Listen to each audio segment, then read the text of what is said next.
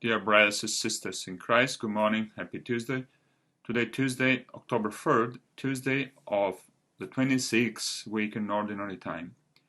Beginning of October is the time period in the church calendar rich with Feast of Great Saints. Tomorrow we'll be celebrating the Feast of St. Francis. The day after tomorrow, Thursday, is the Feast of Blessed Bartolo Longo. And then on the 12th, October 12th, is the feast of Blessed Carlo Acutis. Great saints. Saints are our older, so to speak, brothers and sisters in Christ who show us the way, show us the path to sainthood. So pray the saints to help us to emulate them in our discipleship of Christ.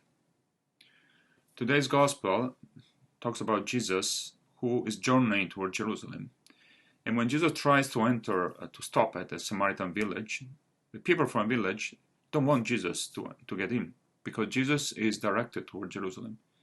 Samaritans didn't like Jews in general, and didn't acknowledge Jerusalem as the place of where God abides, didn't acknowledge the temple as the house of God. So they didn't allow Jesus, and then didn't let him stop at their village. And so in front of this rejection, faced with this rejection, James and John, two of the apostles, called the Sons of Thunder,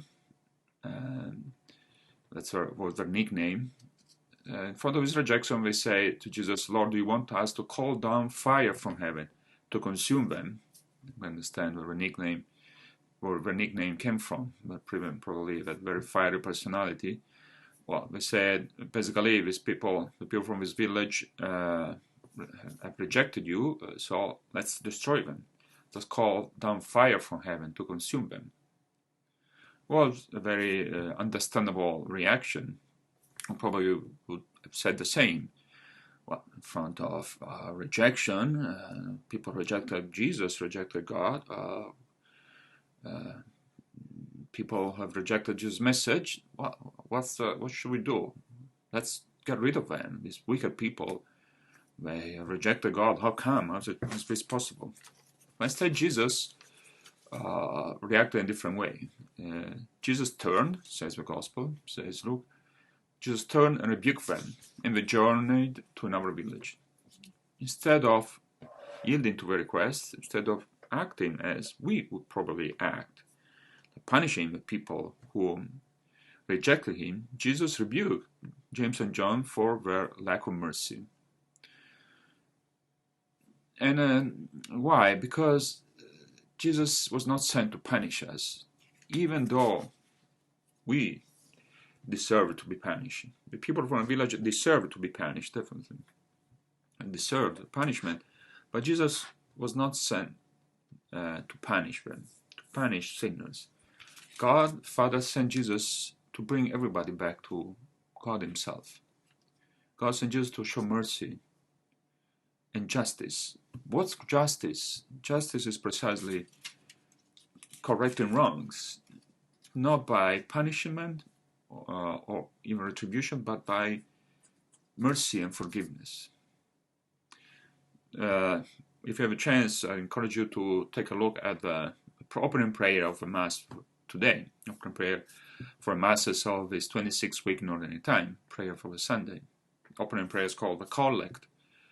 Opening prayer, that's reading from the Missal. I have it here on my phone. The opening prayer, Mass today and Sunday says, "O God, manifest your mighty power above all by pardoning and showing mercy." That's how the prayer begins. God, you manifest your mighty power by pardoning and showing mercy. For us, power means authority. How does someone with great power show his power? Well, in our mind, somebody shows his power when he or she can make people do what they want, what he or she wants. When people bend or kneel in front of the one in authority, forcing people to kneel down, to bend their will to somebody else's will, that's for us showing of authority. When we have authority over people, means for us we control them. We tell them what to do, and they obey.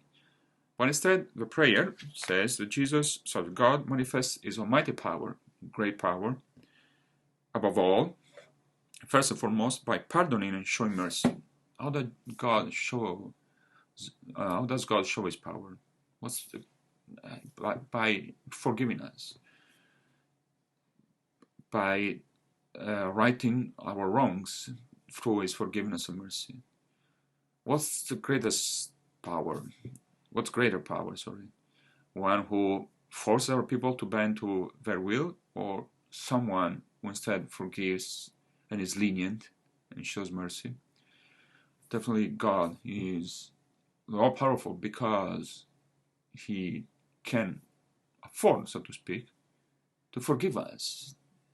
He can afford to fix our wrongs by forgiving us.